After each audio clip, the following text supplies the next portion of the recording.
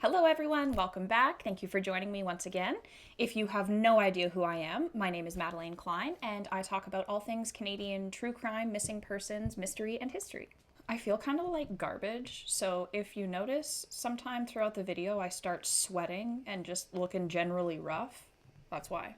Anyway, let's get into it. Today we're going to be talking about the horrific and tragic mass stabbing that took place on James Smith Cree Nation back in September of 2022. This is something I've had numerous requests to talk about, and Jordan and I just talked about this on our series Canadian Gothic. I'll link both episodes below. We discussed it in 2 parts. It needed to be done in 2 parts because the timeline is very important, as well as the events leading up to the massacre. So let's get started. James Smith Cree Nation in Saskatchewan is made up of 2 reserves, James Smith 100 and Cumberland 100A, making up a population of about 1,900, give or take. James Smith Cree Nation is about 2 hours from Saskatoon and about 3.5 from Regina. On September 4th, 2022, Myles Sanderson went on a stabbing rampage throughout the First Nation and close towns in proximity, killing 11 people and injuring 17. Before we get into the timeline of the murders and the days prior, we're going to talk about Myles Sanderson's history. 32-year-old Myles Sanderson was dealt a shitty hand from the get-go, experiencing a life of violence, physical abuse, substance abuse, and neglect. His parents split up when he was 9.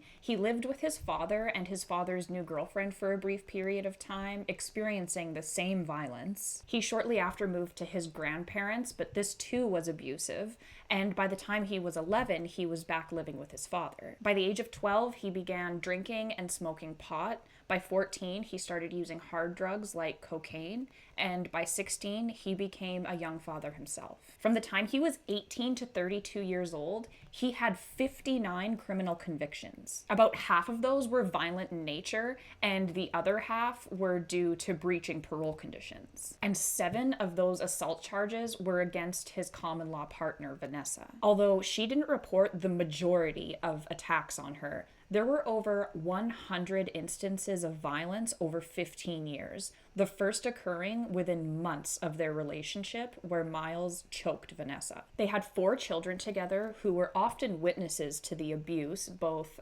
physical and emotional. He would manipulate, name call, body shame, you name it. The physical abuse escalated over the years, including Myles nearly breaking Vanessa's jaw at one point, and another instance in 2015 where Myles attempted to kill Vanessa's parents by stabbing them when Vanessa tried to leave. For that, he ended up in jail for 2 years less a day for aggravated assault, assault with a weapon, and weapons possession. In July of 2017, a short time after being released from prison, Vanessa discovered Myles had been in communication with another woman and once again tried to end the relationship. Myles showed up at her home, smashed her TV, punched a hole in the bathroom door, revealing the children hiding from the violence in the bathtub, and threw a cement block through the window of her cousin's car. Shortly after that incident, Myles threatened an employee at the First Nations band store, first wanting to fight, and then it escalated to death threats and telling him he was gonna burn his parents' house down. In November of that same year, he was an accomplice to an armed robbery. 6 months after that, Myles attacked 2 men with a fork after he had been drinking, and then beat another man who was just walking by until he was unconscious and left him in a ditch. In May of 2018, just 1 month after their last child was born, Myles was arrested again for assaulting Vanessa. He quickly lost touch with his parole officer, and in June, police showed up at his house looking for him, where they found him trying to sneak out the back window. Myles resisted, told police that they would have to shoot him, and assaulted an officer by repeatedly kicking him in the face. He would end up receiving a 4-year sentence for these crimes, but unfortunately, Vanessa would keep in touch while he was in prison. In August of 2021, Myles was granted statutory release, which is automatic release after serving half of your sentence, but one of the conditions was he was not to have any contact with Vanessa. Unfortunately, the 2 moved back in together, and it wouldn't take long for things to go sour again. Vanessa called the parole board herself herself to tell them that Myles was living with her and still most definitely had anger issues. He turned himself in, the release was revoked, and he was once again returned to prison. In February of 2022, the parole board ruled Myles did not pose a risk to the community and, quote, hang on, where is it here? He would, quote, contribute to the protection of society.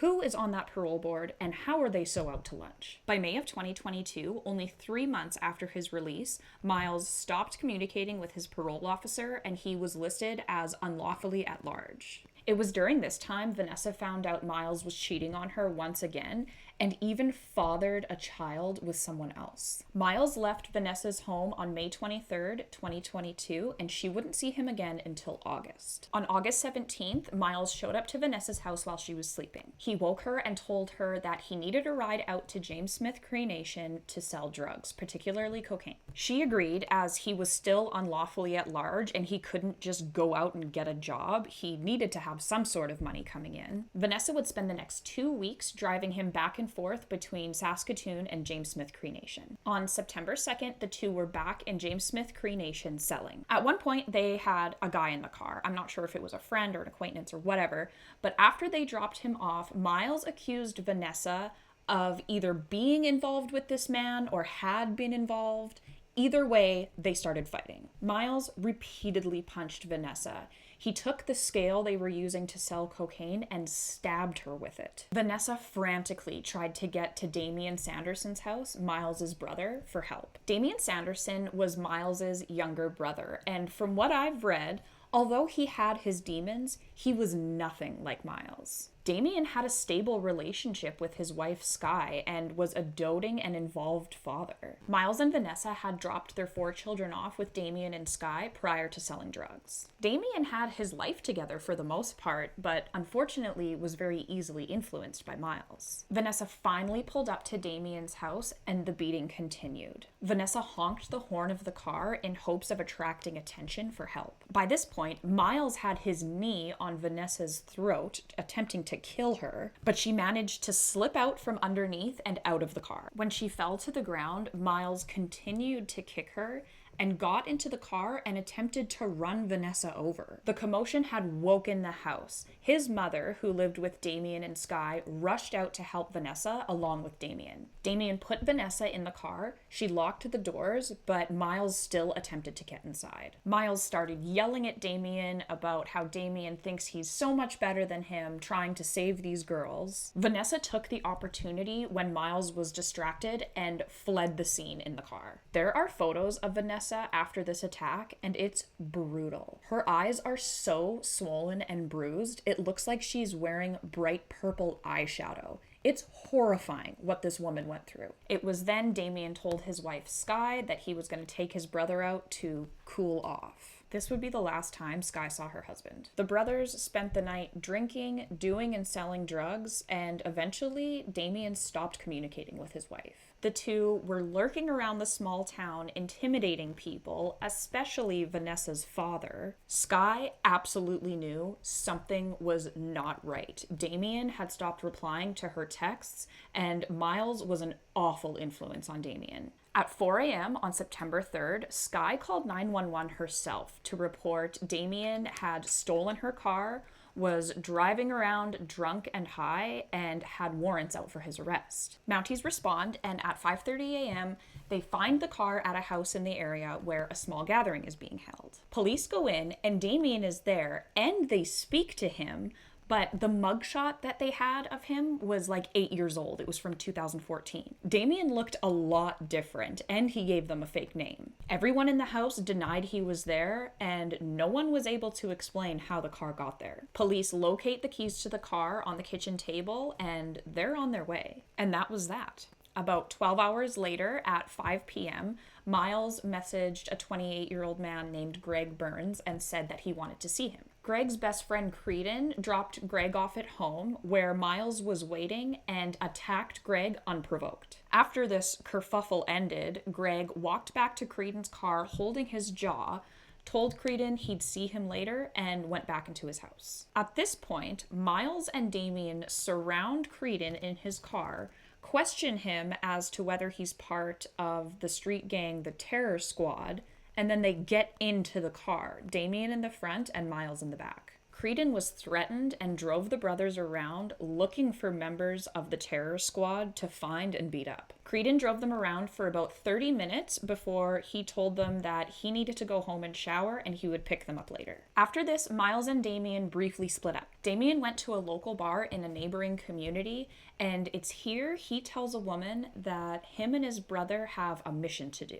They were going to do something big and people were going to hear about it. Just before midnight, the brothers meet up once more, assaulted another man, and stole a van. I believe they spent their night dealing drugs, and their last known sale was around 4 a.m. The last thing people saw of them were they were at a house, guzzling booze, and pumping each other and themselves up for something. They left together in the Dodge Caravan, and I don't think anyone could have predicted what was to come. Details are a bit hazy for the first hour-ish, but between 4 a.m. and 5:40 a.m. is when the massacre begins. Although not mentioned in the police conference, around 4 a.m., Creedon DePaulo reports being woken up by his mother's screams. Myles had kicked the front door down, stormed into Creedon's mother's room, and demanded her car keys. He began stabbing her, and this is when Creedon woke up and attempted to attack Myles. Creedon and his mother were both stabbed numerous times, and Creedon's girlfriend and niece were also in the house, but uninjured. Creedon lost consciousness, Myles grabbed the car keys,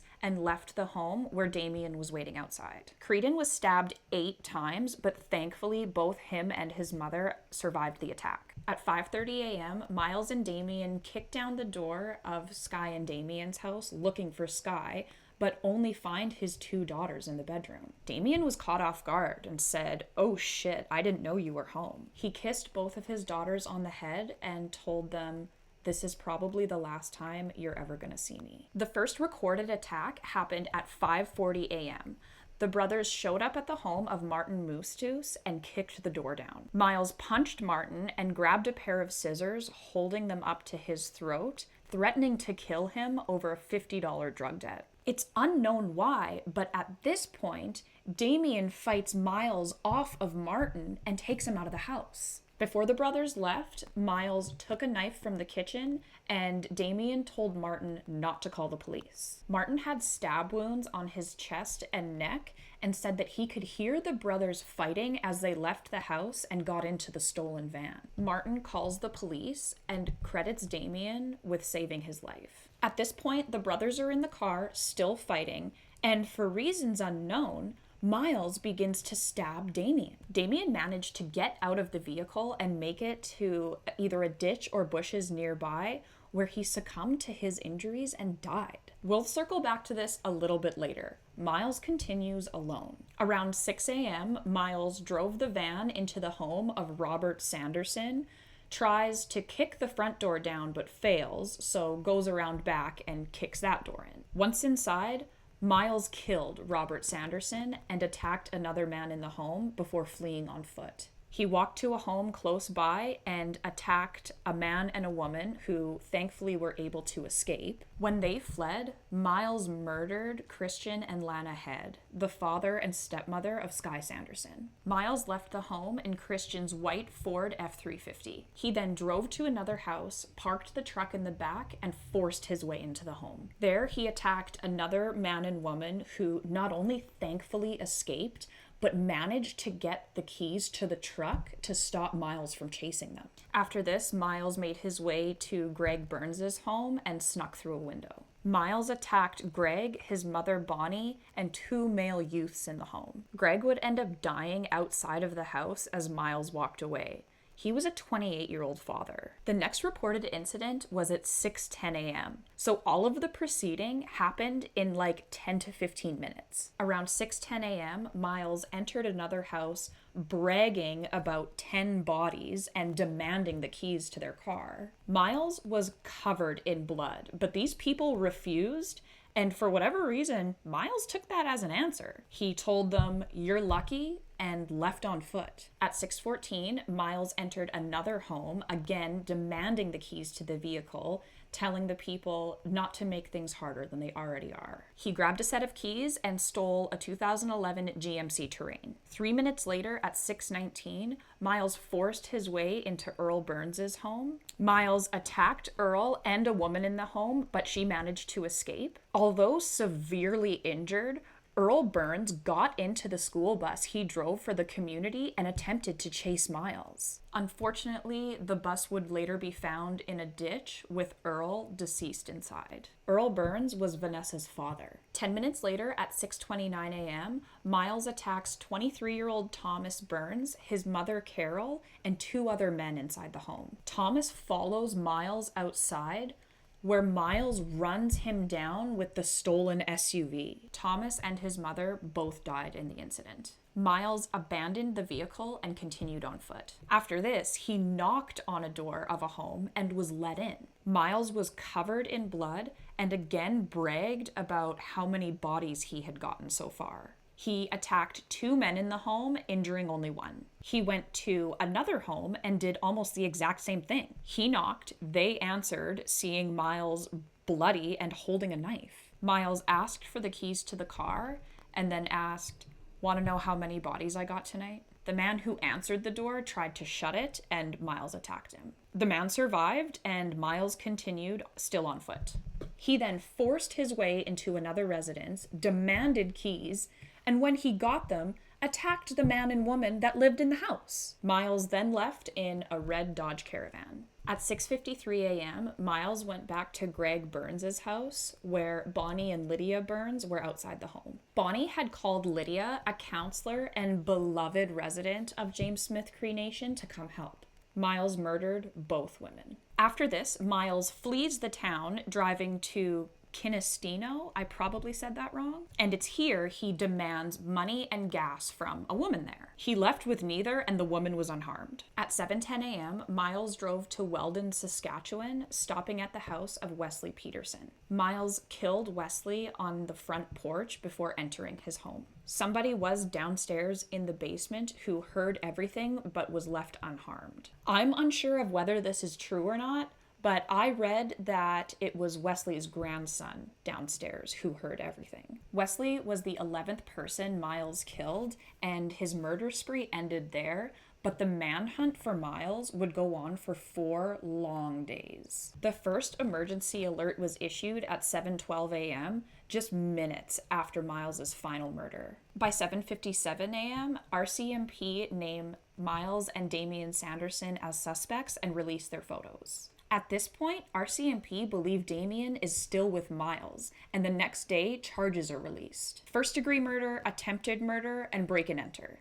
At this moment in time, police believe there are 10 murdered and 17 injured. It was later on September 5th, that the lifeless body of Damien Sanderson was found after a resident noticed bloody clothing and a trail of blood near his home. Damien is the 11th victim, and the injury count is now up to 18. I live a few hours away from James Smith Cree Nation, so I received all of these emergency alerts, as well as every update and possible sighting to come over the next 4 days. Hundreds of tips and sightings were reported, one in Regina, and as far as Manitoba, and I think even Ontario. But it's unclear what those 4 days actually looked like for Myles. Where did he go? What did he do? On September 7th, just after 2 p.m., Myles approached a house in the Crystal Springs, Waka area and pounded on the door. The woman inside the home recognized Myles from the dangerous person alert that had been issued and didn't open the door. Myles broke the window, unlocked the door, and entered the house, demanding keys to a vehicle. He took her 2008 Chevy Avalanche and her cell phone. Just before 3 p.m., another emergency alert was issued stating an armed, dangerous person was spotted driving the stolen truck. At 3:17 p.m., a Mountie in an unmarked cruiser sees Myles going between 130 and 140 kilometers per hour on the highway headed toward Rostern. I bet I said that wrong. Rostern?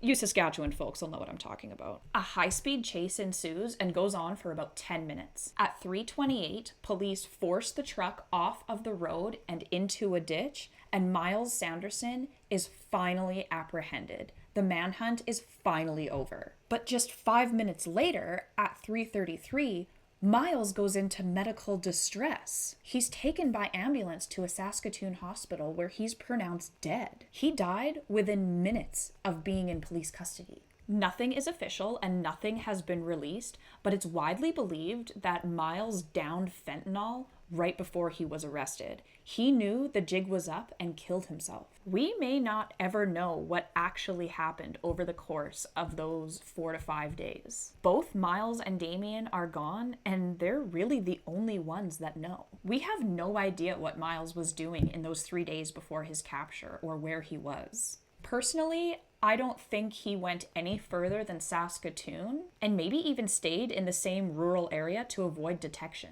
I do believe he went after Vanessa, though. Vanessa was staying at a friend's house during all of this and was safe, although she had to ask for police protection. And it took them a couple days to actually surveil where she was staying. So that's the horrific story of Myles Sanderson and the Saskatchewan mass stabbing spree. Every single resident of James Smith Cree Nation was and is affected by this, and healing is an uphill battle. I'm going to link 2 interviews below, Skye Sanderson's and Vanessa Burns's interviews and accounts of what happened, but be warned. These are 2 of the most heart-wrenching articles you will ever read. I cannot fathom what these poor women have gone through. Skye lost her husband and father. Vanessa lost her father and the father of her children. I mentioned before, Jordan and I talked about this tragedy in 2 parts on our series Canadian Gothic. I'll have both of those episodes linked as well. If you've made it this far, good work, because that was not only a lot, but incredibly heavy and so tragic. I just feel so much for the community of James Smith Cree Nation. This really rocked the entire province. I'm going to get out of here for now. Thank you again for being here. I super appreciate you, and I will see you all next week. Bye.